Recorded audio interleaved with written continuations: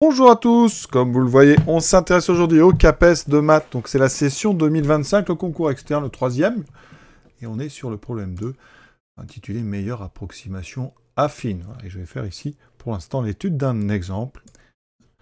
Donc, on commence ce problème par des petites définitions, que vous connaissez peut-être, hein. Et donc ici, on s'intéresse à la meilleure approximation affine. Donc on prend une fonction f, variable réelle, sur un intervalle ouvert non vide i. Je rappellerai quand même rapidement ce que c'est qu'un les ouverts non vides, parce que c'est intéressant. Par exemple, dans l'étude de l'exemple 1, on a une fonction définie sur R. Est-ce que c'est un ouvert non vide? Ça, il faut le dire, d'accord? R, effectivement, est un ouvert. Et il est évidemment non vide, parce qu'il y a des éléments dedans, est un ouvert non vide. Alors, je rappelle qu'un ouvert... donc O est un ouvert, si quel que soit X éléments de O, eh bien, vous pouvez trouver un rayon, donc un strictement positif. Est-ce que la boule ouverte de centre X et de rayon R est incluse dans O? Voilà. Et R, c'est un ouvert, évidemment. D'accord? Il est non vide parce qu'il y a quelqu'un. Voilà. Alors, une petite remarque d'ailleurs en passant, le complémentaire d'un ouvert doit être infermé. Le complémentaire de R, c'est l'ensemble vide. Eh bien, l'ensemble vide, c'est aussi un ouvert. Parce que, c'est vrai, puisque vous ne pouvez pas prendre d'élément de X. Donc en fait, le complémentaire de R est un ouvert, c'est aussi un fermé, parce que le complémentaire d'un ouvert, c'est un fermé, d'accord? Donc ça veut dire que l'ensemble vide et R sont en fait des ensembles complémentaires, l'un et l'autre, et ce sont en fait à la fois tous les deux des ouverts et des fermés. D'ailleurs, R et l'ensemble vide sont les seuls, ici donc, ensemble donc, de R qui sont inclus dans R, qui sont à la fois ouverts et fermé. Donc ici, effectivement, pour l'étude de l'exemple, il faudra quand même bien préciser que R est un ouvert non vide. Donc il faut travailler sur des ouverts non vides. Vide ici, évidemment. Voilà. Donc ça, c'est un petit détail que je voulais apporter. Ensuite, on définit les approximations affines. Bon, ça, on a déjà vu.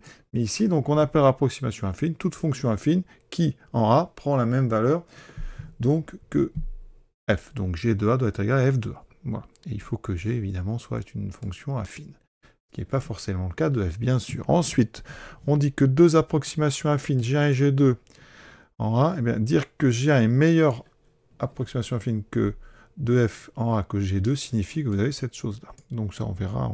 Et ensuite, on définit la notion de fonction affine. Alors ça, c'est pas inintéressant. La fonction affine tangente, c'est la fonction dont l'expression, vous voyez, c'est le membre droit de l'équation la tangente, cette fameuse y égale f' de x moins a plus f de a. Donc ça, on comprend tout à fait ce qu'on veut nous dire. Donc maintenant, on attaque tout de suite l'étude d'un exemple.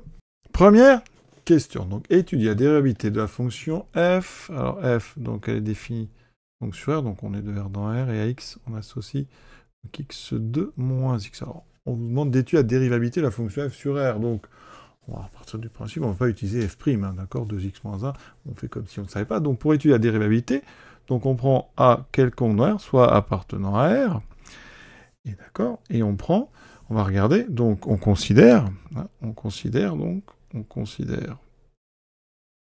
pour x différent de A, locaux sur f de x moins f de A sur x moins 1. Et on va regarder sa limite quand x tend vers A. D'accord, je peux le considérer, j'ai pris x différent de A. Donc en haut, j'ai donc x carré moins x, moins f de a, qui sera x carré, donc je mets des parenthèses, a carré, moins a. Et on va en fait tout simplement factoriser en haut par x moins a. Donc je prépare le terrain. Alors il y a plein de façons de le faire. Je vais mettre x carré moins a carré, voilà. Et ensuite j'aurai moins, et ici x moins a. Voilà, sur x moins a. Oui, je factorise. Donc je factorise là-haut, x carré moins a, ça fait x moins a fois x plus a, donc je peux factoriser par x moins a qui me fera x plus a moins 1. Je ne dis pas de bêtises, sur x moins 1. On peut simplifier, x étant différent de a, ça fait x plus a moins 1. Et maintenant on fait tendre x vers a. Alors ce nombre-là, je vais l'appeler ta, voilà. ta de x. Et la limite, en fait, de ta de x quand x tend vers a, eh bien, c'est un taux d'accroissement en a, bien sûr, ça fait donc, vous voyez, a plus a moins 1, ça fait donc 2a moins 1. Donc, conséquence, ça appartient à R, donc, eh bien, ça veut dire que la fonction est dérivable, admet un nombre dérivé en tout a appartenant à R, donc, ça veut dire que f est dérivable en tout A appartenant à R, donc eh bien, tout simplement F est dérivable sur R. Voilà. Première chose, je pense qu'on a répondu à la question. Deuxième question, tracer l'allure. Alors l'allure, il n'y a même pas besoin de dériver pour faire ça. Hein. F de x, c'est une fonction du second degré, donc ici, c'est une expression du second degré, ça fait x fois x moins 1, voilà. Donc on a les racines qui sont 0 et 1. 0 et 1 qui sont des racines, ça veut dire que le sommet étant 1,5, donc on peut tout de suite faire le tableau, il est entre les deux, donc 1,5, bon, on peut le faire avec la dérive aussi, vous calculez l'image de 1,5, donc ça fait 1 quart moins 1,5, donc ça fait moins 1 quart, donc on a une parabole qui est orientée vers le haut, ça donne ceci, et donc ça c'est f de x, donc l'allure, bah, vous faites une parabole ici, hop, ça va passer en 0 ici, en 1, ensuite on a dit qu'en 1,5, ça fait moins 1 quart, donc là si je mets 1, on est juste ici, on peut, pour faire un petit peu précis, en moins 1, donc f de moins 1, vous voyez que ça fait 0, f de moins 1 carré, moins 1, ça fait donc 2, 1, 2, f de 1 fait 0, c'est une racine, f de 2, 2 au carré, 4, moins 1, donc ici f de 2, ça fait donc 4 moins 1, ça fait 3, donc 1, 2 et 3, voilà. Et donc on peut tracer une allure, faites bien attention ici à votre sommet. Hop, j'ai un peu raté celui-ci, pardon. Et voilà. C'est pas la plus jolie que j'ai tracée, surtout ici. Hein, voilà. Et donc ça, c'est la courbe d'équation y égale f de x. Voilà. J'ai mis un repère orthonormé. Ici, j'ai l'origine. Et voilà. Alors là, ça pourrait être un petit peu mieux ici, hein, bien sûr. Vous essayez de faire plus joli que ça. Elle doit être symétrique. Donc ici, hein, il aurait mieux valu... c'est pas facile, en fait, toujours à la tablette, hein, je vous le dis. Mais je vous fais confiance pour faire mieux sur votre copie. Donc on continue. Et en plus joli, ça donne ceci. Hein. Voilà. Donc maintenant, question 3. On attaque un petit peu le sujet. Déterminer. Donc la fonction t affine tangente à f en 0. Donc on a l'expression qui est ici. Donc ça veut dire que en 0, donc d'après, ça veut dire qu'ici, hein, quel que soit x appartenant à R, toujours R notre ouvert, hein, non vide, eh bien on peut faire ceci, hein, d'accord ? Puisqu'on nous dit qu'il faut que t soit défini sur i, donc toujours on a un ouvert non vide, donc pour tout x appartenant à R, alors on va le faire directement, hein, t de x c'est f, donc en 0, donc fonction tangente, fonction affine, je vais écrire comme ça, tangente de f au point A. Alors elle s'appelle pas f, on va l'appeler t. D'accord, ça sera plus simple, puisque dans le texte on vous demande de t. Donc, c'est-à-dire t de x égale, alors attention, parce que nous, donc on va appliquer f de 0. Donc, f de 0, ça fait 0. Plus f' de 0, ça fait moins 1. On a f' là-bas, fois x moins 0. On trouve tout simplement, donc, moins x. Donc, moins x, ça veut dire qu'ici, on a bien donc la fonction t. Donc, elle est définie de r dans r, et à x, elle associe moins x. Donc, à tracer, c'est assez simple. Ici, on se place donc évidemment au point d'abscisse 0, c'est ici. Et donc, si on fait moins x, c'est la deuxième bisectrice du plan. On est comme ceci. Je vais peut-être faire une couleur que vous verrez mieux en rouge. Donc ici, on va faire la diagonale en fait de nos carreaux. Voilà. Et ici, c'est la même chose. Donc, voilà. Et bien sûr, ici, ça doit être en fait tangent. C'est déjà une tangente, hein, forcément. C'est la tangente au point. Cette droite que je viens de tracer, c'est la tangente au point d'abscisse. Donc ici, 0. Donc il faut vraiment qu'elle passe ici. Hein, faites bien attention, il faut insister sur la tangence. C'est important. Voilà, on continue. La question 4 à présent, donc h, la fonction définie, par h de x égale moins 1 demi de x, donc jusque-là, ça va encore. Justifier que c'est une approximation affine. Encore une fois, pour une approximation donc affine, il faut toujours avoir une fonction définie sur un ouvert non vide, donc c'est toujours le cas. Il faut que g de a égale f de a. Donc ici, on va vérifier donc h de, donc ici 0. h de 0, ça fait 0. C'est bien égal à f de 0. Donc, on a bien une fonction h qui est affine, avec h de 0 égale f de 0. Donc, d'après la définition ici, eh bien, on a bien donc h qui est une approximation affine de f. Donc ça c'est bon tracé, bon c'est très simple, alors vraiment il n'y a rien à dire, c'est donc en 0 on doit passer ici donc par 0, d'accord, par l'origine, et ensuite donc on a l'image de 0 par h, c'est 0, l'image de 1, c'est moins 1,5. Donc l'image de 2, c'est moins 1. Donc on va avoir comme ça ceci. Donc évidemment, je trace cette droite comme ceci. Donc les deux se coupent en l'origine. Alors il faudrait continuer un petit peu plus loin, bien sûr. Voilà, alors on va aller tracer ça plus proprement pour la suite. Vous voyez, ça donne ceci en grossissant. Vous voyez bien qu'en zoomant, eh bien la rouge, eh bien plus on zoome, évidemment plus la rouge, parce que c'est la tangente, elle est beaucoup plus proche que la bleue. Donc on va montrer que la rouge est une meilleure approximation que la bleue. On passe à la question 4.2. Ici, vous avez une équivalence à montrer. Donc, on va partir de la gauche. Donc, ça veut dire qu'ici, on va prendre soit x appartenant à R. Et on suppose donc que f de x moins t de x en valeur absolue est plus petit que ceci. Alors, on va calculer chacune de ces deux valeurs absolues en fonction, évidemment, de x. Donc, ça équivaut à quoi? Alors, à gauche, donc f de x, c'est x2 moins x, moins f, donc moins t de x, on avait vu que c'était moins x. Donc, t de x, je rappelle, c'est moins x. Donc on suppose que c'est inférieur ou égal à x2 moins x. Ici, moins h de x. h de x, c'est moins 1,5 de x. Doucement. Donc ça équivaut à quoi? Donc à gauche, les x disparaissent, il me reste valeur absolue de x2. D'accord? C'est-à-dire x2, de toute façon. Inférieur ou égal à quoi? Alors ici, on a x2 moins plus, donc ça fera moins 1,5 de x. Alors, on doit faire apparaître valeur absolue de x à gauche. Donc, je vais faire une petite transformation. Valeur absolue de x carré, c'est x, valeur absolue d'x au carré. D'accord? Donc, ici, en même temps, je vais factoriser par x. Donc, ça fera ceci. Vous voyez qu'à par x moins 1,5, ça tombe bien, on en veut. Ici, on a une valeur absolue de x. Ici, à gauche, valeur absolue de x fois valeur absolue de x. Ici, valeur absolue de x fois valeur absolue de x moins 1,5. Et là, alors on a envie de faire disparaître les x, mais on doit être obligé de se séparer en deux cas, parce que si x est nul, vous ne pourrez pas diviser par absolu de x, donc on doit séparer.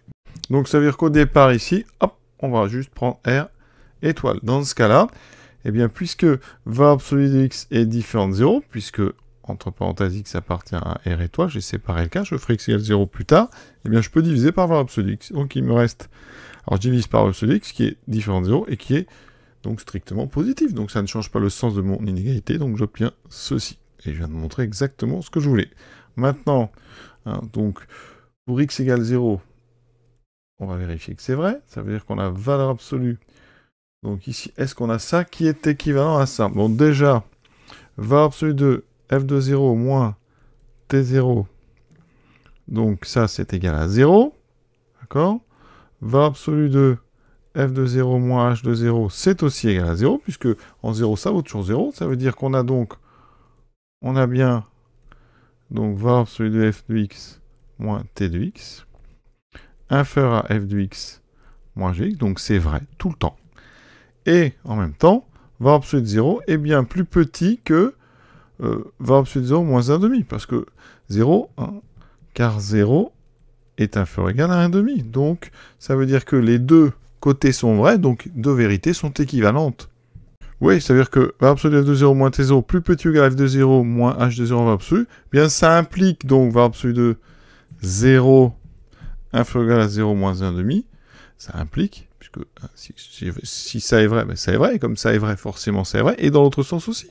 Puisque ça, je sais que c'est vrai, ça va donc impliquer ceci, puisque les deux sont vrais. Donc, on a bien montré pour x appartient à R étoile, et pour x différent de 0, donc la propriété, elle est vraie, quel que soit x appartenant à R. Donc, on fait bien attention. Question, donc, 4.3. On doit dire que t est une meilleure approximation affine de f en 0 que h. Alors, on regarde bien la définition de meilleure approximation. Ça veut dire que vous devez trouver un intervalle ouvert contenant a, donc contenant 0, tel que sur cet intervalle, ici avec intersecté avec R, donc sur cet intervalle, eh bien, on a cette inégalité des valeurs absolues. Donc ici, ben, il suffit que je réalise la condition qui est à droite, d'accord? Donc, on va essayer, hein, donc on cherche x, tel que valeur absolue de x est inférieur ou égal à valeur absolue de x moins 1,5. Donc par équivalence, comme ça on aura bien le côté gauche. Donc, alors, soit vous trouvez un nombre, hein, on cherche, alors, par exemple, qu'est-ce qu'on peut essayer? Alors on a des demi, on peut prendre un quart par exemple. Pour x égale 1 quart, on a bien valeur absolue de 1 quart qui est bien inférieur ou égal à valeur absolue de 1 quart. Donc, ça veut dire que, ici, c'est vrai pour x égale 1/4. Mais un seul x, ça ne suffit pas vraiment. Il faut vous voyez, il faut en fait un intervalle ouvert, donc tout un ensemble sur lequel ça va être vrai. Donc voilà, la recherche juste d'une solution, c'est pas forcément très utile. Donc on peut faire une étude. On va faire un petit tableau, quand on peut résoudre comme ça des inéquations avec valeurs absolues. On met x, on écrit la valeur absolue de x. Donc pour ça, je vais avoir besoin du signe de x. Donc souvent, quand on fait ça par exemple avec les élèves, on met une ligne pour le signe de x, une ligne pour la valeur absolue de x, l'expression, une ligne pour x moins 1/2 et son signe, une ligne pour donc la valeur absolue de x moins 1/2, et une ligne pour notre inéquation. C'est-à-dire que devient l'inéquation, et après on résolvera. Donc ici, pour x, on va avoir besoin de 0, et pour 1/2, on a ceci. Donc on a en fait 3 zones dans cette étude. Alors après, vous ne serez pas obligé de faire ça sur une copie, hein, mais voilà comment le problème va se présenter. Donc ici, j'ai 0, le signe c'est moins plus, plus. Donc l'expression de x ici, ça sera moins x. Ici x, et ici, on aura 0. En 1/2, ce sera le 0 est ici, on a moins, moins, plus. Donc l'expression ici, c'est 1/2 moins x. La valeur absolue de x, c'est moins x. Ici, 1/2 moins x. Ici, ça aura 0. Et là, ça aura x moins 1/2. Donc l'inéquation, quand on est à gauche, elle est équivalente. Alors je vais faire donc... On va faire 3 zones. Zone 1, l'inéquation c'est donc moins x inférieur ou égal à 1/2 moins x.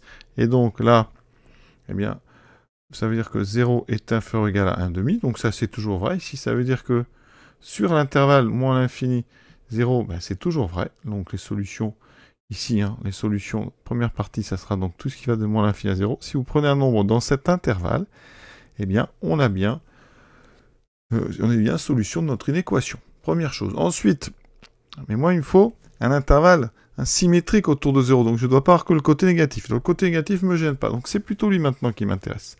Donc, sur la zone 2. Alors, ici, pour la zone 2, c'est pour tout x, donc inférieur ou égal à 0. Ici, c'est pour tout x entre 1/2 et 0. Les bornes, on peut les inclure, il n'y a pas de problème. Donc là, ça vous donne quoi? X inférieur ou égal à 1/2 moins x. Et là, ça donne 2x plus petit que 1/2, ça fait x plus petit ou égal à 1/4. Donc ça veut dire qu'ici, eh bien, sur la zone donc, de 0 à 1/4, on est bon. Donc on a bien ça. Donc conclusion, on va se placer sur, ici, donc, un intervalle ouvert. L'intervalle ouvert, mais je vais prendre moins 1/4. Alors je peux fermer, il faut l'ouvrir. Donc je l'ouvre, moins 1/4, 1/4. Voilà, sur cet intervalle, on a bien valeur absolue x qui est inférieure ou égale à valeur absolue x moins 1/2. Alors on pourrait faire plus simplement, mais voilà un petit peu comment on peut résoudre ce genre d'équation. Vous voyez ici, tout cet intervalle est donc à partir de 1/4 en fait. Ici, on aura donc nos solutions. Donc les solutions vont aller de là à là, et après on doit résoudre ensuite, si on voulait vraiment résoudre, on doit résoudre sur la troisième zone. Ça voudrait une troisième inégalité qui serait x plus petit ou égal à x moins 1/2. On trouverait 0 plus petit que moins 1/2. C'est impossible, donc ça veut dire que cette zone ici n'est pas solution, ni celle-là. Donc les solutions de cette inéquation, c'est de moins l'infini à 1/4 fermé. Donc là, dans mon exercice, je vais utiliser moins 1/4, 1/4. Ouvert, donc la boule ouverte. Donc ici, on va prendre x appartenant à la boule ouverte de centre 0 et de rayon 1/4. Donc sur votre copie, intuitivement, vous trouvez 1/4. On peut dire soit x appartenant à 1/4. Donc, on va vérifier qu'on a bien ça. Donc, sur moins 1/4, 0, on a valeur absolue de x qui est égale à moins x. X moins 1/2 en valeur absolue, c'est donc 1/2 moins x. D'accord? Ça veut dire qu'ici, eh bien, on doit regarder moins x par rapport à 1/2 moins x. Donc, je vais étudier la différence. Forcément, il faut faire un affaire. Donc, il reste moins 1/2. Donc, ça veut dire que moins x moins 1/2 de moins x est donc négatif ou nul. Donc, moins x est plus petit que 1/2 moins x. Et donc, la valeur absolue de x est plus petit que la valeur absolue de x moins 1/2. Ça, c'est parfait. Et ensuite, sur 0, 1/4, on répète, la valeur absolue de x, cette fois-ci, elle vaut x. La valeur absolue de x moins 1/2, comme x est plus petit qu'un demi, c'est 1/2 moins x. Donc je regarde la différence des deux. On voit que ça fait donc 2x moins 1/2. Je peux factoriser par 2, ça fait 2x fois moins 1/4, et ça évidemment c'est négatif. Voilà, donc on vient de montrer que x, on va aller doucement, est donc plus petit que 1/2 moins x, et donc la valeur absolue de x est plus petite que la valeur absolue de x moins 1,5. Donc comme c'est vrai dans les deux cas, ça veut dire que, donc, conclusion, hein, ça veut dire que sur moins un quart, donc sur ma boule ouverte, de centre 0, de rayon 1 quart, eh bien on a bien valeur absolue de x inférieure ou égale à x moins 1,5. Ce qui fait que je vais pouvoir utiliser en fait la question 4.2. Voilà, donc je répète, sur notre boule ouverte, on a bien ceci. Alors, on va appeler ceci, comment on va l'appeler cet intervalle? Je vais l'appeler I. Intervalle. On a bien I inter R qui est égal à I, qui est bien un ouvert, puisqu'il vous faut un ouvert. De toute façon, c'est une boule ouverte, donc c'est un ouvert. 0 appartient à I, d'accord? D'après la question 4.2, eh bien, on a, donc par implication, pour tout x appartenant à R, f de x moins t de x, et qui est inférieur ou égal à f de x moins h de x. Et si on relit la définition de meilleure approximation, on a exactement tout. On a bien vérifié l'existence d'un intervalle ouvert qui contient bien 0, et on a bien ceci. Et R, effectivement, c'est important, c'est l'intervalle, c'est l'intersection entre notre boule ouverte, que j'ai appelé I, et R, donc c'est exactement la définition. Donc ça veut dire qu'ici, T est une meilleure approximation donc, que H en 0. D'accord? Donc T, meilleure approximation que H en 0. Et bien sûr, approximation de F. Voilà, on a terminé. C'est juste la rigueur, en fait, dans l'application des définitions qu'on vous a données. Donc voilà, j'insiste bien, on vérifie que c'est ouvert. Il faut vraiment coller à la définition pour être le plus parfait possible et répondre vraiment au maximum à la question. On continue. Donc on va prendre des fonctions. Alors on prend donc soit K différent de moins 1 pour pas retrouver en fait T. D'accord? Ça veut dire qu'on considère donc gk de x égale k de x. Voilà. Et on remarque bien que gk ne peut pas être égal à t, puisque k est différent de moins 1. Justifier que c'est une approximation affine encore en 0. On a bien gk de 0 égale f de 0, première chose. Ensuite, il faut une fonction affine. Gk est bien affine sur R, qui est bien ouvert non vide. Et donc G est une approximation affine de f en 0. On arrive maintenant à la question 5.2. Alors c'est l'équivalent de la question 4.2. On va procéder un petit peu de la même façon. D'accord? Donc ici, on va supposer donc soit x appartenant à R, donc tel que f de x moins t de x inférieur ou égal à, donc ici, f de x moins gk de x. Donc je vais dire, c'est équivalent encore. Tout à l'heure, f de x moins t de x, on avait vu, hein, x2 moins x moins x, ça faisait valeur absolue de x2. Ici, ça donne inférieur à x2 moins x moins kx. Alors, c'est pas kx avec des parenthèses, on va mettre kx comme ceci. Donc, qu'est-ce que j'ai? Alors, à gauche, tout de suite, je transforme comme tout à l'heure. Et là, j'aurai x2, alors je factorise encore par x. J'aurai donc un x. Par contre, ici, j'ai moins 1 plus k. Voilà. On va séparer en deux. Donc, j'obtiens valeur absolue de x, inférieur ou égal à valeur absolue de x séparant un produit de valeur absolue en valeur absolue des produits, enfin dans l'autre sens plutôt, et j'obtiens ceci. Voilà, donc ça va me donner l'idée en fait.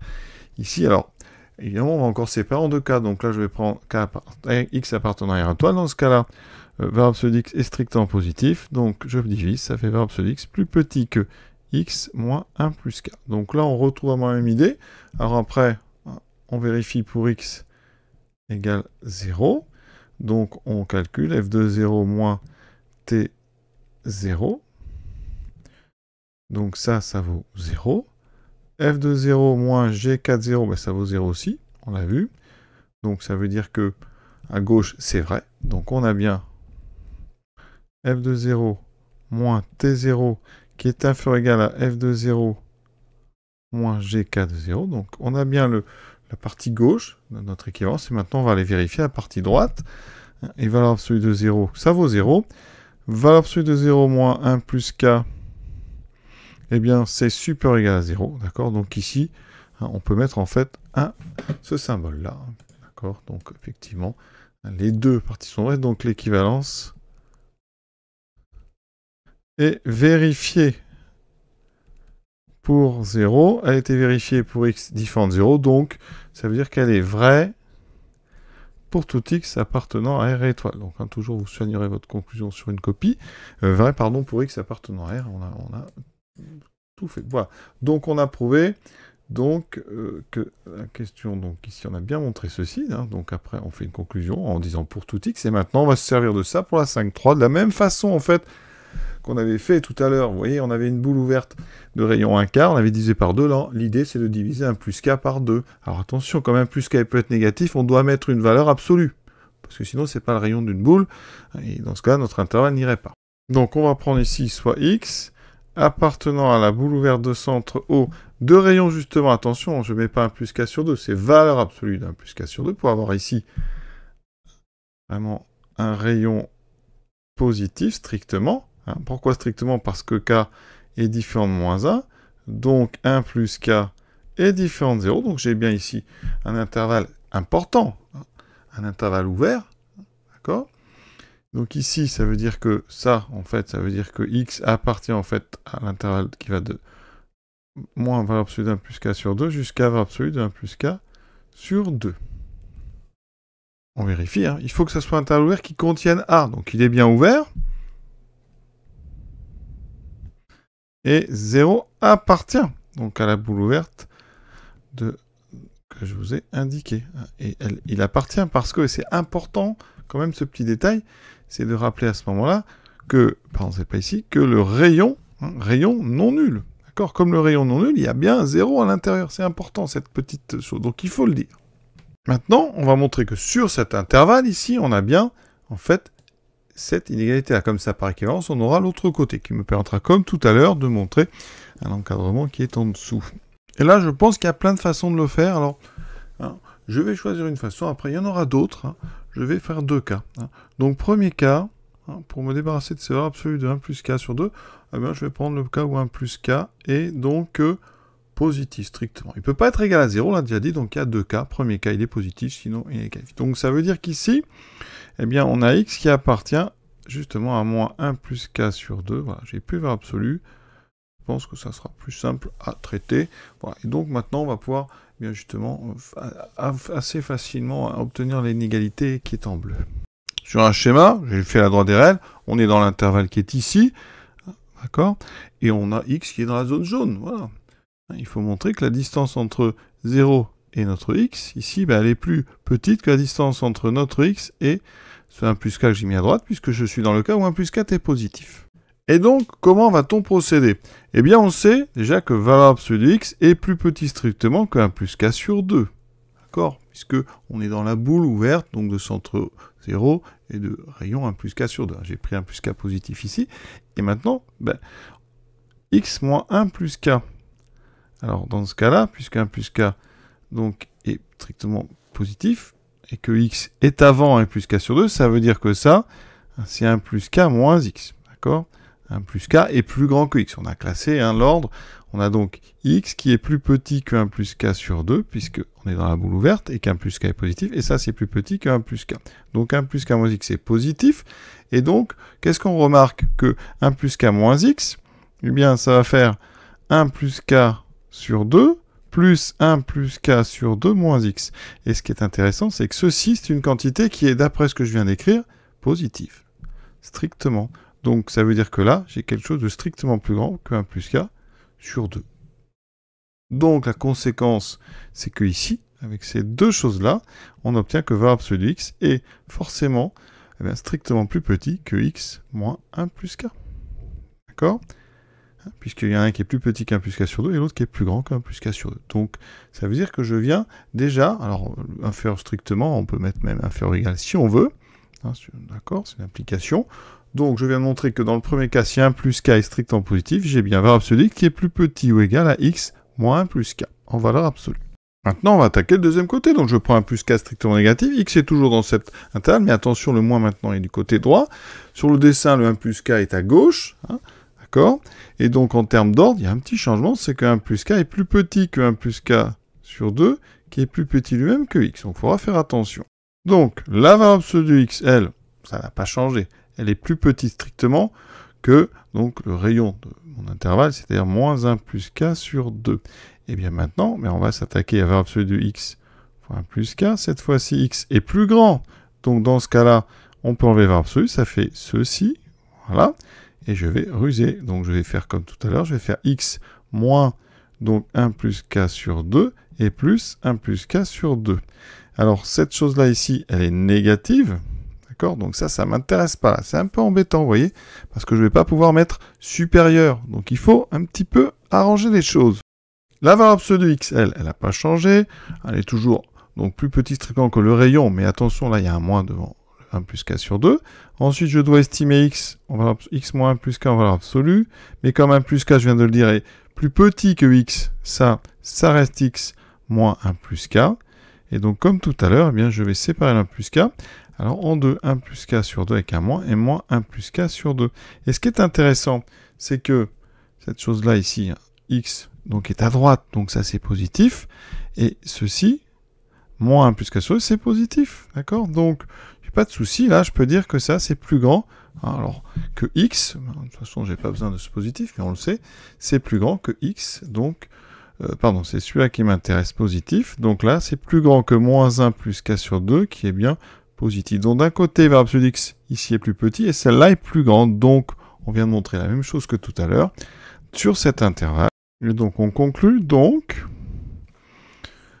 ça veut dire qu'on vient de montrer que, eh bien, quel que soit x appartenant donc à la boule ouverte 0, 1 plus k sur 2 en valeur absolue, eh bien, on avait valeur absolue de x qui était plus petit ou égal à donc x moins 1 plus k. Voilà. Et ça, c'est important parce qu'on va pouvoir utiliser justement la question précédente, la 5,2. On va donc dire que si on prend x dans cette boule ouverte, on a montré que on a fait cette égalité. Donc, d'après la question précédente 5,2, eh bien, on a, eh bien, quel que soit x appartenant à R, f de x moins tx est donc inférieur ou égal à f de x moins gk de x. Et on a ceci. Et ça, qu'est-ce qu'on en fait? Mais c'est exactement ce qu'on voulait, oui. On a bien la bonne boule ouverte, ça veut dire qu'on est bien donc, dans cet intervalle. Et donc, la question, on vient de démontrer. Voilà, c'est parfait. Que peut-on en conclure pour la fonction t? Eh bien, ça sera certainement la meilleure, en fait, approximation. Parce qu'avec tout ça... Alors maintenant, la question, c'est qu'est-ce qu'on peut en conclure? Alors d'abord, les approximations affines donc, de f, elles ont une particularité. Donc soit, on va appeler K, donc soit L, une approximation affine de f, donc, alors ils s'appellent f en 0, voilà, en 0. D'abord, on a forcément L de 0 qui est égal à donc f de 0, première chose. Et donc égal ici à 0. Ensuite, pour tout x appartenant à R, puisque c'est une approximation affine, ça veut dire que L de x va s'écrire donc k fois x plus une constante. On peut mettre ax plus b ou kx plus b, mais cette constante, eh bien, elle vaut 0 parce que L de 0 est égal à 0, donc la constante b est égale à 0, donc ça veut dire que la fonction L, elle est mieux qu'affine, elle est linéaire, donc L de x s'écrit k de x avec donc k appartenant à R. Ça veut dire que, en fait, les approximations affines de f en 0, c'est forcément, en fait, des fonctions qui sont linéaires. Plus rapidement, L de 0 égale 0, elle est affine, donc elle est linéaire. Ça veut dire que il existe donc k appartenant à R tel que pour tout x appartenant à R, L de x s'écrit k fois x. Et ça tombe bien parce que kx, c'est en fait, ça veut dire que L, ça correspond à un gk, d'accord? Et on a montré, donc, que donc notre t, que t est meilleur approx affine que tous les gk.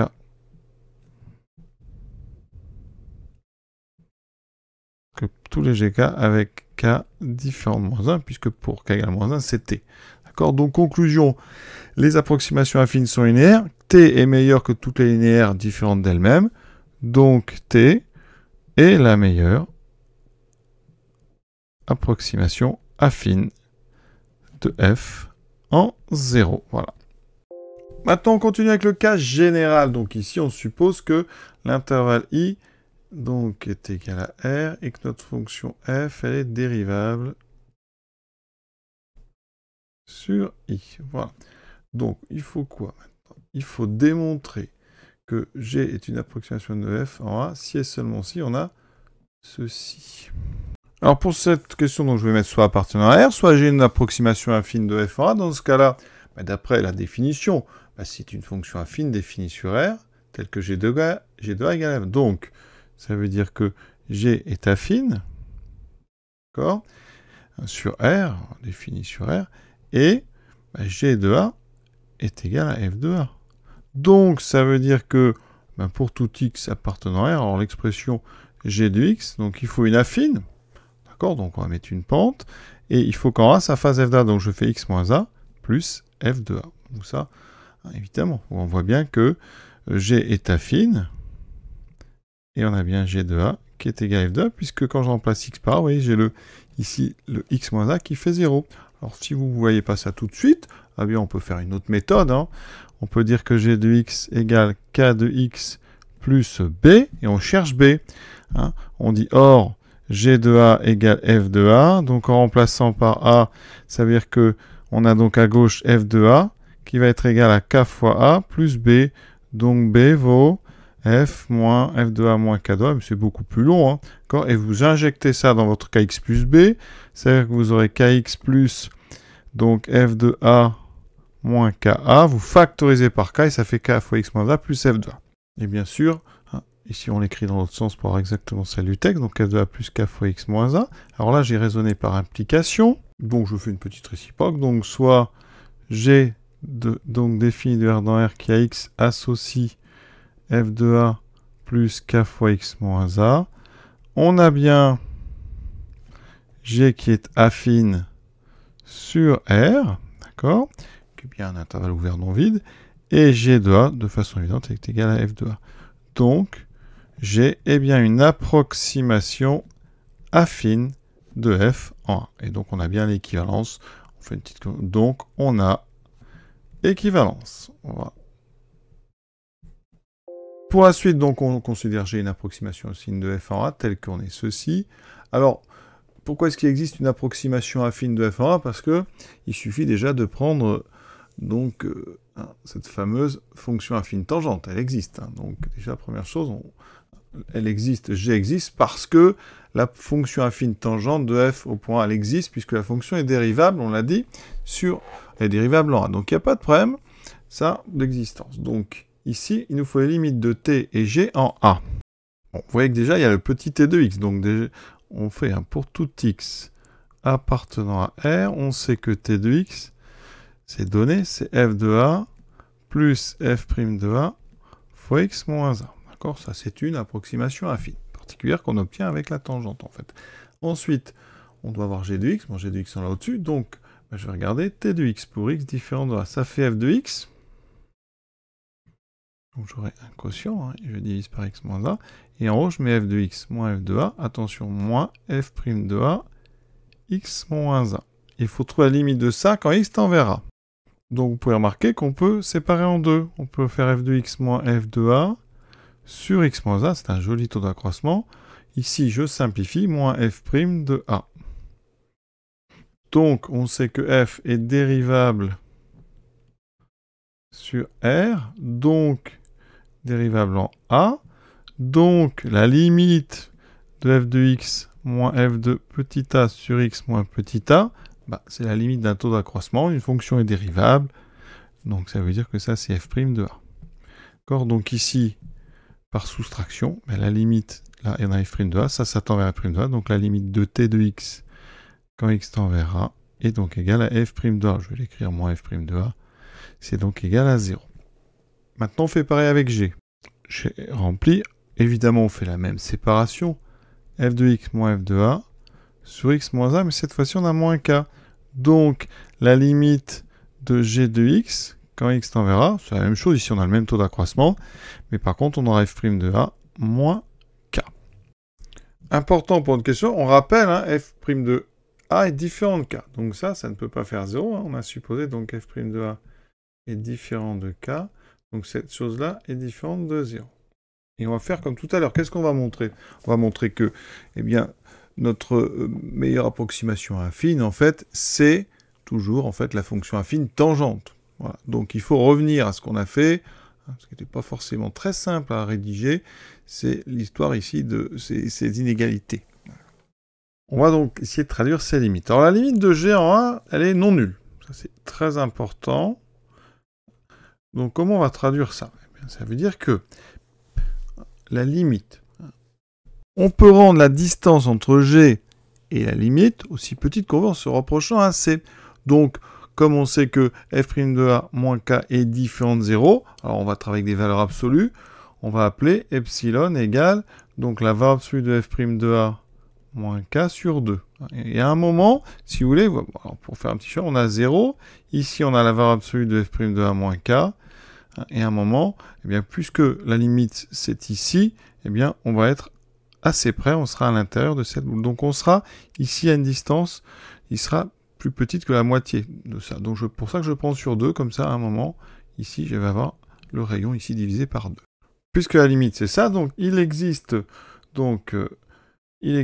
alors état, donc strictement positif, tel que, eh bien, si je prends x moins état, alors c'est pas x, pardon, c'est x moins a, c'est la distance entre x et a plus petite que état, alors, eh bien, g de x va être assez près, donc, de f' de a moins k, ici, ça sera plus petit que epsilon. Et donc, de ça, qu'est-ce qu'on en déduit? Que la valeur absolue de g de x, à un moment, eh bien, elle va être plus grande, hein, donc que la valeur absolue de f' de a moins k plus epsilon. Et si vous ne voyez pas pourquoi ça donne ça, regardez, j'enlève les valeurs absolues, ça veut dire que g de x moins f' de a moins k, et donc entre epsilon et moins epsilon, d'accord? Je rajoute ici, j'enlève donc ceci des deux côtés, ça fait epsilon plus, donc valeur absolue de f' de a moins k, et ici, moins epsilon, moins, f' de a, donc moins k, je mets des parenthèses, voilà. Donc ça, ici, vous voyez que c'est inférieur à ceci, plus la valeur absolue de f' de a moins k. Ici, ceci, c'est plus petit que moins epsilon, moins la valeur absolue de f' de a moins k. Donc j'ai bien, donc en valeur absolue, g de x est plus grand que ceci, puisque c'est les mêmes choses de côté au signe près, et donc je prends celui qui est positif, c'est-à-dire valeur absolue de f' de a moins k plus epsilon. Et donc, avant d'aller sur t, on n'oublie pas que ça nous donne donc plus grand que epsilon, d'accord? Parce que ici, ce nombre-là, il est donc positif, strictement, puisque c'est une valeur absolue et que c'est un nombre non nul. Donc on a ça. Ensuite, je fais la même chose. La limite de t, c'est 0 en a, donc ça veut dire qu'il existe un état prime, c'est pas le même, donc je mets prime, tel que si je prends x moins a plus petit que état prime, alors la différence entre t et sa limite, donc valeur absolue de t, cette fois-ci, il y a plus, ça fait moins 0, et plus petit qu'epsilon aussi, donc l'un qui est plus grand qu'epsilon, l'autre qui est plus petit qu'epsilon, j'y suis presque, ça veut dire que là, il faut prendre le plus petit des deux, donc ça veut dire que il existe donc, alors, en prenant donc, on va appeler état seconde, donc en appelant état seconde égale le minimum de état prime, eh bien, on a donc, valeur absolue de x moins a plus petit que état seconde, qui implique donc que t de x en valeur absolue est plus petit, d'accord, que valeur absolue de g de x. On avance bien. Donc maintenant, je mets les formules, ça veut dire que donc, pour tout x, parce que là, les formules sont valables pour x différents, donc, pour tout x différent de a, donc dans R privé de a, qu'est-ce que j'ai? J'ai f de x moins t de x sur x moins a, en valeur absolue, qui est plus petit strictement. Alors, je n'ai même pas besoin de strictement, parce qu'après, on fera du inférieur égal, mais c'est bien comme ça. Donc, f de x moins g de x, plus petit que x moins a. On va séparer les valeurs absolues du haut et du bas. J'obtiens ceci. On sait que x moins a est strictement positif, parce que x est différent de la valeur absolue.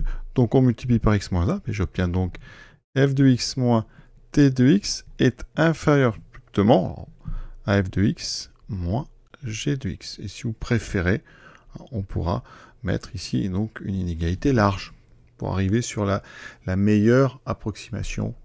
F, ça sera, on voit bien qu'ici t est une meilleure approximation que g. Alors on l'a pas encore fait en a, donc il va falloir le faire en a comme tout à l'heure on l'avait fait en 0. Il faut aussi notre bout. Là on est sur quoi? Donc ça veut dire qu'on est pour tout x appartenant donc à la boule ouverte centrée à A et de rayon epsilon est à seconde.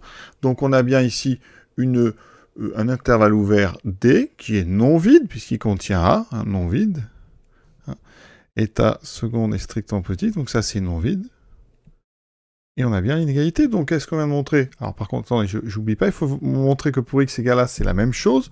Donc pour x égale A, c'est assez évident, hein, parce que quand ça marche, hein, à chaque fois ça fait ici f de A moins t de A, f de A moins g de A, ça fait 0 des deux côtés. D'accord? Donc ça c'est vrai, alors évidemment, je l'écris, hein, pour x égale A, f de A moins t de A est égal à f de A moins g de A est égal à 0. Donc ça veut dire qu'ici, alors j'ai oublié un petit détail, pour tout x appartenant à ça, pour l'instant c'était privé de 0, mais comme je viens de faire ceci, eh bien on a notre conclusion, hein, effectivement, il faut bien penser sur votre copie à séparer et à faire le cas x égale à avant, et donc ici c'est vrai sur toute la boule. C'est vrai en A, et donc c'est tout vrai sur cette boule verte. Donc on en déduit, qu'est-ce qu'on en déduit?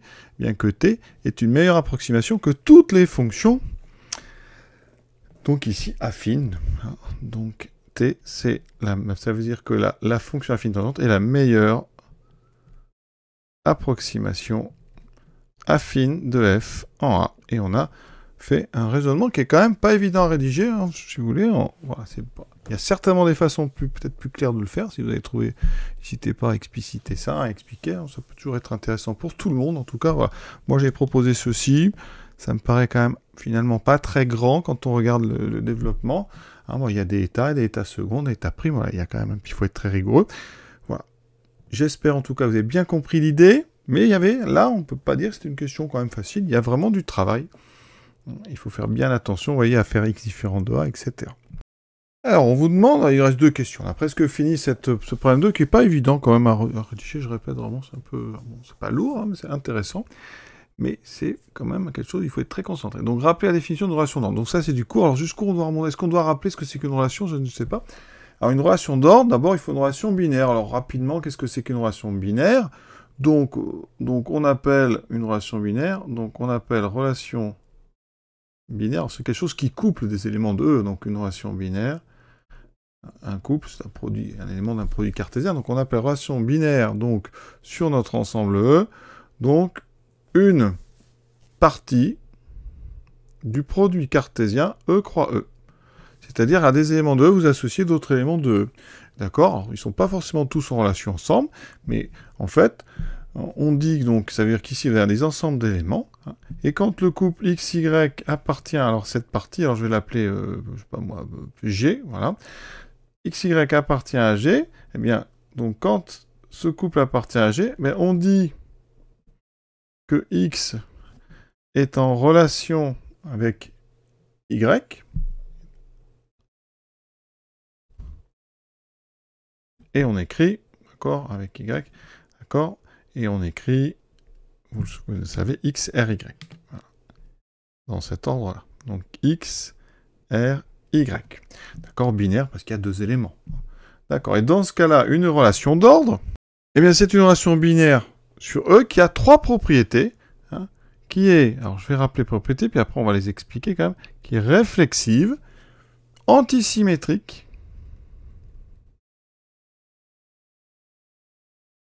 et transitive.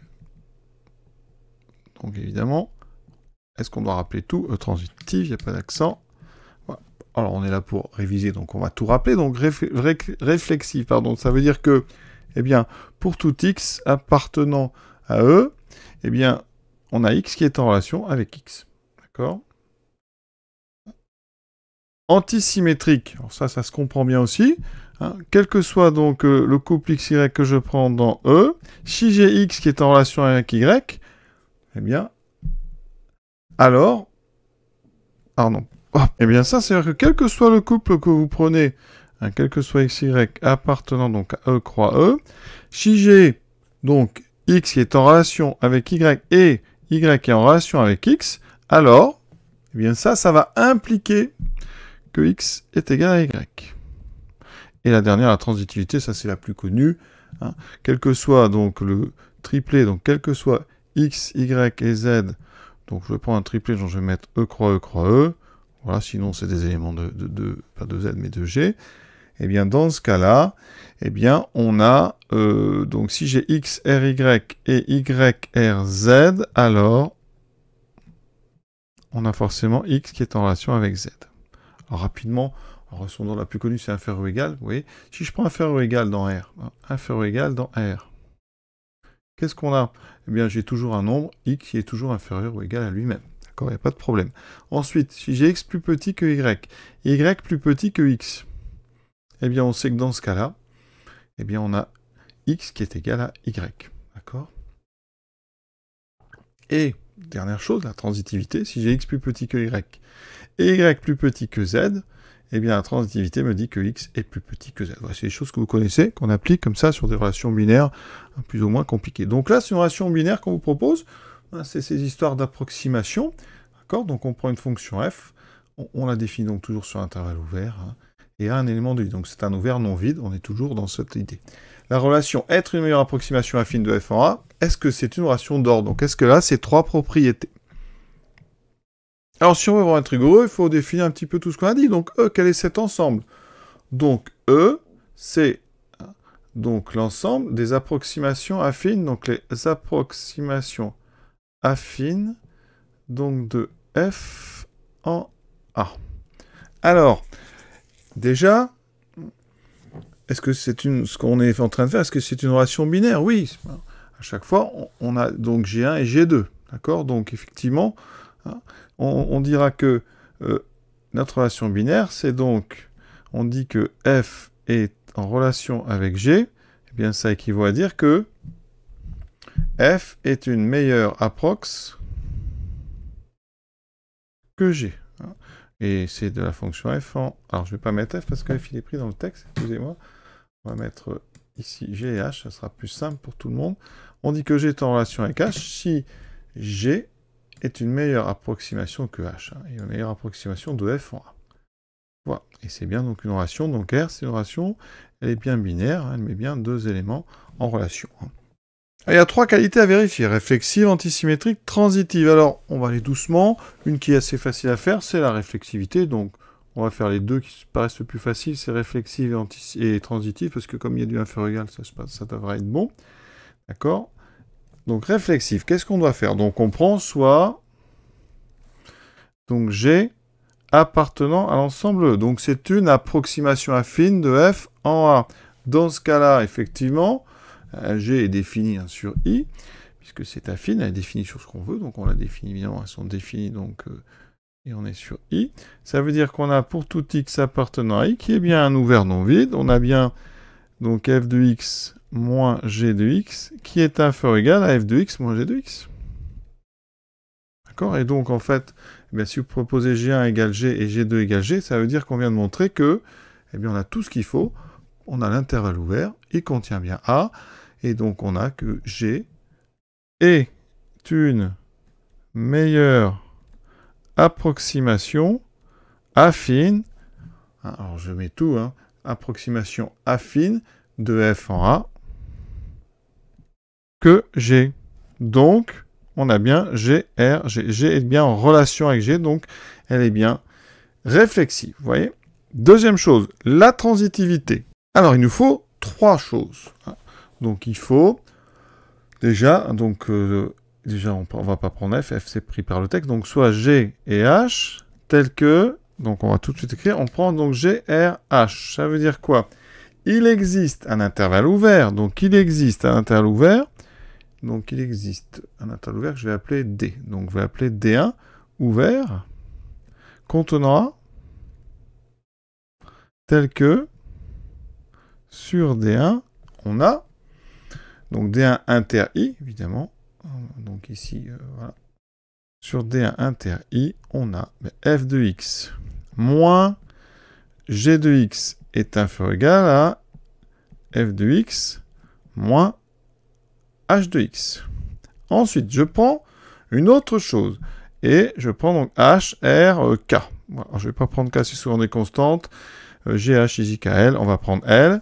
Il existe D2, et oui, j'en prends un autre, ouvert, contenant A, tel que sur D2 inter I, eh bien, cette fois-ci, j'ai F moins donc h de x, qui est inférieur ou égal à f de x moins L de x. Donc, ça veut dire que je vais devoir faire une petite intersection. On va prendre le plus petit, hein, l'intersection D1, D2. Donc, qu'est-ce qu'on a sur D1 inter D2, qui est bien l'intersection de deux ouverts, c'est un ouvert qui contient A. Donc, ouvert qui contient A, contenant A, et j'ai bien, dans ce cas-là, f de x, hein, parce que là, c'est la transitive d'inférieur ou égal, hein, f de x moins g de x est inférieur ou égal à f de x moins L de x. Et donc, on a bien G qui est en relation avec L. Donc, on a bien transitivité, il n'y a pas de problème. Et maintenant, il reste l'antisymétrie. Alors, est-ce qu'elle est antisymétrique, cette relation? Voyons. Donc, on va faire pareil, on va supposer, on va prendre donc deux éléments qui sont avec x et y et y et y. Donc, on prend soit G et H, donc de notre ensemble E, donc des approximations affines de f en A sur I. D'accord? Ça veut dire qu'on va écrire un peu les mêmes choses. Et tel que, donc on a GRH et HRG. Voilà. Donc qu'est-ce que ça veut dire? Qu'on va avoir deux encore, hein, je reprends la même chose, il existe deux ouverts. On a ceci, j'ai écrit les mêmes choses, sauf que j'ai remplacé ici le H par G. Et qu'est-ce qu'on a? On a ici A plus petit que B, B plus petit que A. Inférieur ou égal, c'est une relation d'ordre. Donc ça veut dire que sur l'intersection des deux, qui est encore un ouvert non vide, on a f de x moins g de x, et j'arrive à montrer en valeur absolue que ça est égal à ça. Voilà. D'accord?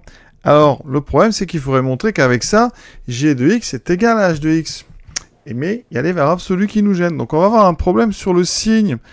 Donc s'il n'y avait pas la valeur absolue, on aurait. Mais là, ça veut dire que on va devoir jouer un petit peu sur le signe. Donc ça veut dire qu'a priori, la propriété, elle n'est pas, la relation n'est pas antisymétrique. On va chercher un contre-exemple juste sur le signe. C'est-à-dire une relation où les valeurs absolues sont les mêmes, d'accord, mais les signes de g de x et de h de x ne sont pas les mêmes. Donc c'est assez simple, finalement, vous allez voir. Donc on va prendre une fonction f très simple. Et on va montrer que pour cette fonction f très simple, eh bien, on n'a pas donc l'antisymétrie. Donc une relation, une f très simple ici, mais on va prendre une fonction directement. On va prendre une fonction affine. Donc soit f, alors l'intervalle i, on peut même le choisir si on veut, hein, mais on va prendre f, donc de i dans i, qui a donc x associé donc une fonction affine. Donc je vais prendre vraiment très simple, on prend x, voilà. Je prends la plus simple du monde, qui est finalement elle-même sa propre fonction affine tangente. Et je vais prendre donc g, donc de i dans i, alors i, on va prendre un intervalle quelconque, hein, et on va prendre a appartient à i. D'accord, on pourrait même prendre 0, mais on va rester un petit peu général sur le A. Donc ici, x, on va prendre donc 1 demi de x. Hein, et comme je veux que... Donc en A, il faut que ça fasse la même valeur. Donc là, on va faire x moins a. Et là, je vais prendre x moins a. Comme ça, je peux rester à 1. Et h, je le prends de i dans i, qui a x associé moins 1 demi de x moins a. Dans ce cas-là, regardez bien. Bon, on a évidemment hein, i, a appartient à i, et i, hein, c'est un ouvert, donc non vide,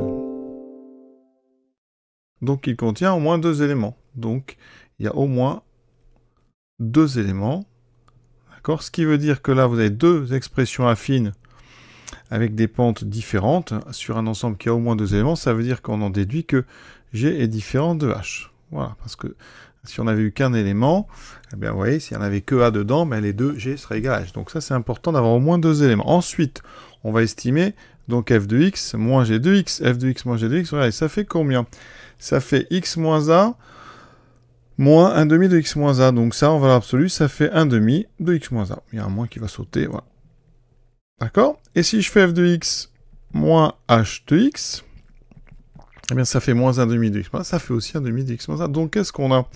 On a donc sur notre intervalle i, eh bien on a f de x moins g de x, qui est donc égal à f de x moins h de x. Et un égal, c'est à la fois supérieur égal, à la fois inférieur égal. Donc ça veut dire que on a en fait deux relations en même temps. Conclusion, ça veut dire que g est meilleure approximation que h, donc g est en relation avec h, et en même temps dans l'autre sens, h est en relation avec g. Donc je viens de construire un contre-exemple assez simple dans lequel on a g RH, h RG, et pourtant g n'est pas égal à h. D'accord? Et ça, c'est tout ce qu'il nous fallait. Alors maintenant, on va passer au cas général. On a trouvé un contre-exemple dans le cas où f est affine, mais on va généraliser tout ça. Donc je prends f, quelconque, défini donc sur un ouvert I avec A un élément de I. Donc A est un ouvert non vide, ça veut dire que dans cet ouvert, il y a d'autres éléments que A d'ailleurs. Et donc, on va pouvoir, à l'intérieur de ce I, mettre des boules ouvertes qu'on notera BA de R, d'accord? Ces fameux boules ouvertes de centre A et de rayon R avec un rayon qui sera ici strictement petit. Donc dans I, vous en avez comme ça autour de A. C'est le principe des ouverts, non vides. Donc là, ce qu'on vient de faire avec notre exemple, qui était quand même pas inintéressant, c'est qu'on a pris le cas qui était affine. On a vu que si la fonction est affine, eh bien, donc sa courbe est une droite, et donc il suffit au niveau du point A de prendre ici de droite, de façon à ce que votre courbe blanche ici soit la bisectrice des deux autres. Comme ça, vous avez ici effectivement le même écart par rapport à f en calcul, mais en valeur absolue, eh bien, c'est la même chose, mais le signe est différent, et donc, eh bien, vous avez un découple qui permettent de ne pas avoir l'antisymétrie, c'est-à-dire vous avez F1, enfin G1R, G2, G2R, G1, mais G1 et G2 ne sont pas égaux. Et bien donc, on va s'en servir. Pour faire un premier cas, eh bien, si la fonction f, elle possède un endroit, un moment où elle est affine, eh bien, on va pouvoir faire exactement ce même raisonnement. Donc, premier cas, il existe une boule ouverte centrée en A sur laquelle la fonction est affine. D'accord? C'est-à-dire qu'en réduisant un moment, elle est affine. Voilà. C'est rare, mais c'est comme ceci. Donc, dans ce cas-là, on va pouvoir faire exactement la même chose. C'est-à-dire que localement, une partie de la courbe sera, on va dire, au moins un segment. Vous pourrez faire comme ça une petite boule ouverte et appliquer exactement le même raisonnement qu'on a fait avec deux droites qui passeront par le bon point et dont cette partie affine sera la bisectrice. D'accord? Et dans ce cas-là, effectivement, même chose. Et dans ce cas-là, eh bien, elle n'est pas antisymétrique. Donc, R n'est pas une relation d'ordre, d'accord? Puisqu'elle n'est pas antisymétrique. Voilà. On a donc ici, vous voyez, G1, G2. G1 est en relation avec G2, parce que l'écart par rapport à F est le même.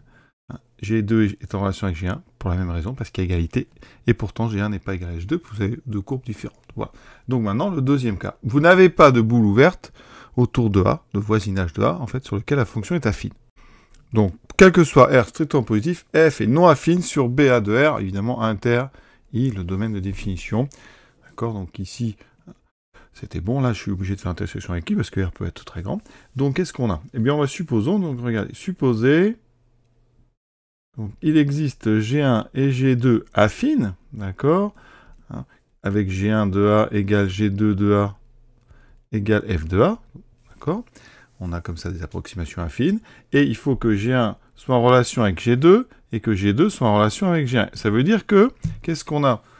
Eh bien, d'après ça, il existe un intervalle ouvert, donc je prends le plus petit des deux, il existe un rayon, je vais l'appeler R, E2, R3, puisqu'il y a un R1 pour lui, un R2 pour lui, donc il existe R3, strictement positif, tel que, eh bien, pour tout X appartenant donc à notre boule ouverte R3, on a égalité entre f de X moins G1 de X, et la valeur absolue de f de X moins G2 de X. Voilà.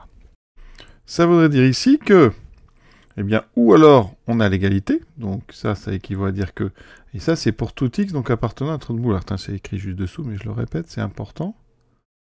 Voilà. Soit donc on a f de X moins G1 de X qui est égal à ça, donc si je mets l'égalité des deux, de ce qu'il y a à l'intérieur, bah, ça veut dire que G1 de X est égal à G2 de X. Donc on a soit G1 de X qui est égal à G2 de X, ou alors, eh bien G1 de X, donc là vous voyez, les deux F en fait, ils vont avoir un signe moins, et là un signe plus. Donc qu'est-ce que je vais avoir? Si je mets les deux F à gauche, j'aurai donc 2F de X qui sera égal à, donc ici G2 de X, plus G1 de X. Voilà. Ça veut dire que dans cette boule ouverte, soit j'ai ça, soit j'ai ça.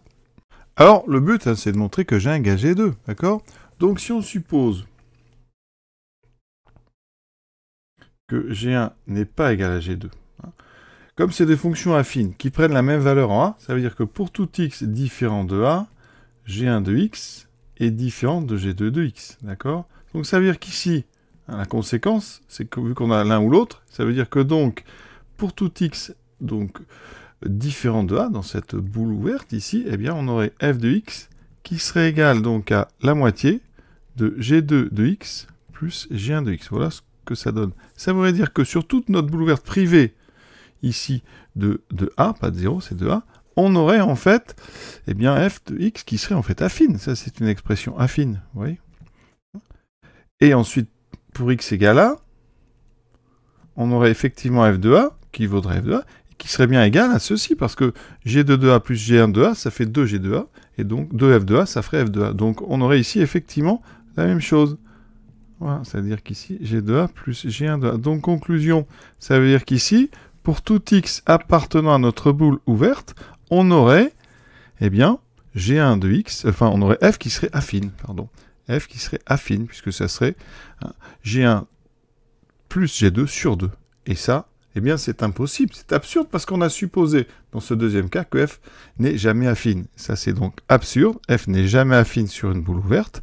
Donc, conclusion, notre supposition ici, eh bien, elle est fausse, donc ça implique que, eh bien, ça voudrait dire g1 égale g2. Conclusion, eh bien, dans ce deuxième cas, eh bien, la fonction R, eh bien, elle serait réflexive, on l'a vu, transitive, et maintenant, eh bien, ça serait une relation d'ordre, parce qu'effectivement, elle serait ici, vous voyez, antisymétrique, puisqu'on vient de montrer que si on a G1, R, G2, G2, R, G1, eh bien, ça impliquerait que G1 est égal à G2. Et ça, c'est l'antisymétrie. Donc R, ça serait une relation. Donc R est une relation d'ordre. Alors, je ne sais pas quelle réponse on attend à cette question. Soit un contre-exemple pour montrer que ça n'est pas toujours vrai, mais en fait, cette propriété, c'est une sorte de prédicat, puisque vous avez un premier cas où si votre fonction est affine sur une boule ouverte non vide autour de A, eh bien, ça ne donne pas une relation d'ordre. J'ai oublié ici de mettre d'ordre, puisqu'elle n'est pas donc antisymétrique. Et si votre fonction n'a jamais autour de A une partie où elle est affine, une boule ouverte sur laquelle elle sera affine, eh bien, votre relation R est une relation d'ordre. Donc, c'est une question qui est assez intéressante. Donc, est-ce qu'ils attendaient uniquement un contre-exemple simple, d'ailleurs, qui nous a servi, si vous voulez, à faire ce premier cas, qui sert justement après à déduire le deuxième? Je ne sais pas ce qu'on attend.